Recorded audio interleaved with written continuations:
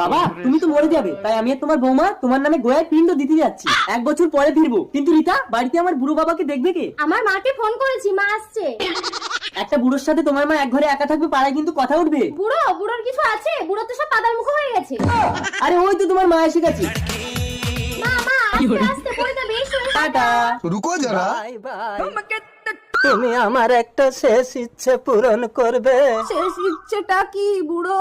बंद कमरे में प्यार करेंगे। আমরা এসে গেছি মা। এ কার বাচ্চা তোমার কোলে?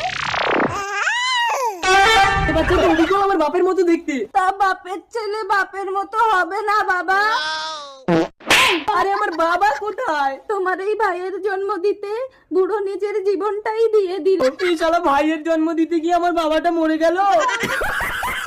বাবা তুমি তো